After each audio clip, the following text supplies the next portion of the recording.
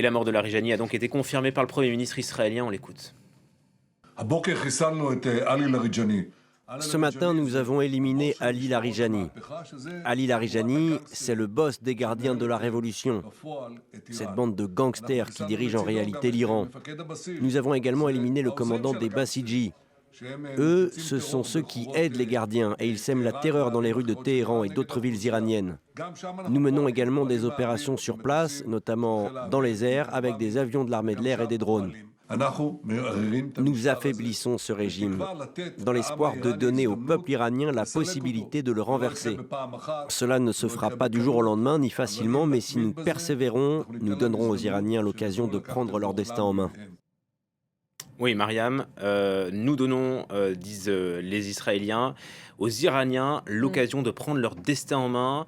Est-ce que là, le Premier ministre israélien encourage la reprise des manifestations contre le régime ? Oui, clairement, il donne un but de guerre qui était assez flou ces derniers temps, en fait. Et ces dernières 48 heures, il y a eu de très fortes détonations, de très fortes frappes à Téhéran. On a mis du temps un peu à identifier qui étaient ces cibles.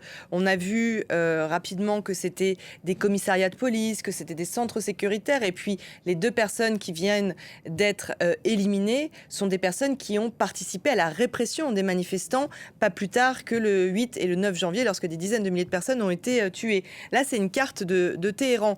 Et là, on voit bien que ces 48 heures, ces dernières 48 heures, c'est vraiment le nord-est qui a été visé. Là, se situe le ministère de la Défense. Là, le ministère des Renseignements. Là, à Sadabad, c'était ce matin. Et vous voyez, c'est un quartier du nord de Téhéran qui est au pied des montagnes. Et c'est d'ailleurs, pour l'anecdote, là où se trouve l'un des 2 palais du dernier roi d'Iran, du dernier Shah d'Iran. Et derrière donc cette montagne, il y a des sites militaires. Donc on voit bien que ce sont vraiment des sites de police, des sites de surveillance également qui sont visés. Et je voulais vous montrer aussi une vidéo qui est sortie d'Iran là juste à l'instant. C'est une voiture qui a été frappée, une voiture de police en plein cœur de Téhéran sur une place. C'était il y a quelques minutes. Donc une voiture par un bombardement. Par un bombardement israélien, qui n'a pas été revendiqué, mais ça ressemble très très fortement à un bombardement israélien. Donc la précision de ces frappes montre que ces voitures de police qui sont stationnées sur les grandes artères de Téhéran pour surveiller la population, pour surveiller qu'il n'y ait pas de manifestants et pour appliquer cette répression qui est tout azimut depuis le début de cette guerre. Donc c'est vraiment pour neutraliser cette force sécuritaire, cette force de répression, puisque les Iraniens, quand vous parlez avec eux, ceux qui veulent la chute du régime vous disent on ne doit pas sortir maintenant puisqu'il y a trop de police qui sont déployés dans les rues. Il y a des checkpoints en ce moment à Téhéran, un peu partout, puisqu'ils ne peuvent pas dormir dans leur commissariat, ils ne peuvent pas dormir dans les endroits où ils logent d'habitude, puisque c'est des cibles également de l'armée israélienne, donc ils sont déployés un peu partout.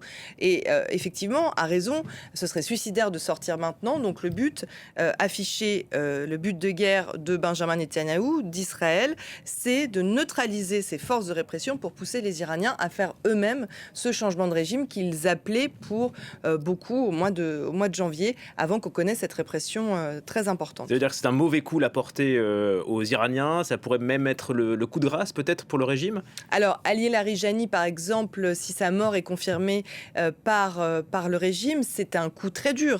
On peut le mettre sur le même plan que Ali Khamenei, puisqu'Ali Larijani, c'est vraiment une des personnes qui a façonné la République islamique, sa famille était proche de Rouhollah Khomeini, qui a fondé la République islamique.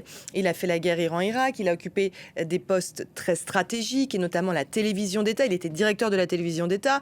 Sous sa direction, il a créé 5 chaînes de télévision, donc pour diffuser plus massivement la propagande de la République islamique. Il a fait fermer des journaux réformateurs. Il avait essayé à plusieurs reprises de se présenter à l'élection présidentielle, mais il n'a pas été accepté. Mais ça ne l'a pas empêché de gravir les échelons de la République islamique. Et c'était vraiment un conseiller très très proche de Ali Khamenei qui avait beaucoup de pouvoir. On disait même que c'était lui qui dirigeait l'Iran et ce n'était pas Massoud Pezeshkian. Lorsqu'il y a eu ces grandes manifestations qui se sont étalées du 28 décembre au 11 janvier à peu près, c'est lui qui a été chargé par Ali Khamenei d'imaginer la répression, de faire taire cette colère extrêmement forte dans les rues d'Iran. C'est à lui qu'on a donné le pouvoir de le pouvoir pour préparer cette guerre que tout le monde attendait. C'est lui qui était dans les avions, qui montait dans les avions pour aller à Moscou pour y rencontrer Vladimir Poutine. Donc il avait vraiment un pouvoir très important dans l'ombre, mais aussi publiquement. Et d'ailleurs, c'était assez surprenant de le voir vendredi 13 mars lors de sa dernière apparition publique, qui est celle-ci.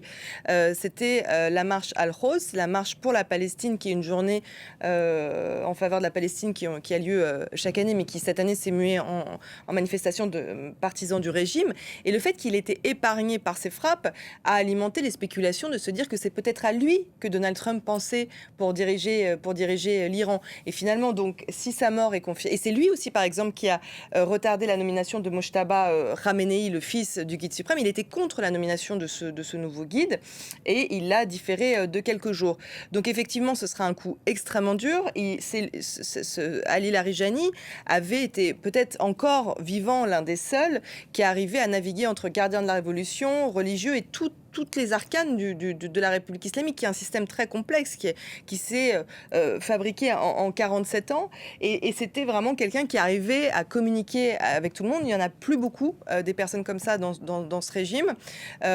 C'était un idéologue, notamment. Donc, effectivement, c'est quelqu'un de très important que perd aujourd'hui ce régime de la République islamique. Un dernier mot, Mariam, vous le disiez tout à l'heure, le but des Israéliens et là des Américains, c'est de neutraliser en quelque sorte l'appareil sécuritaire. Mais vous le constatez-vous, la répression se durcit encore ? Oui, beaucoup d'arrestations, notamment des personnes qui envoient des vidéos à des journalistes à l'étranger. Et ces personnes, elles sont cruciales parce que comme on ne peut pas aller en Iran, elles nous envoient des vidéos, ça prend beaucoup de temps. Internet, il faut le rappeler, est toujours coupé. Les Iraniens n'ont plus Internet. Et donc, on voit que les menaces par SMS, sur les réseaux sociaux du régime à l'encontre de ceux qui peuvent publier une vidéo de la guerre est extrêmement forte. Et c'est vrai que ces arrestations massives font craindre le pire pour la population iranienne. Je vous parlais des checkpoints de la police. Là, vous pouvez vous faire arrêter dans les rues de Téhéran. Juste, on vérifie votre téléphone portable, voir à qui vous avez appelé, vos photos qui sont sur votre téléphone. Et en même temps, les bombes tombent à côté de chez vous. Donc voilà, ça c'est le quotidien des Iraniens en ce moment. Merci beaucoup pour cette analyse essentielle après la mort non confirmée donc d'Ali Larijani, non confirmée par Téhéran.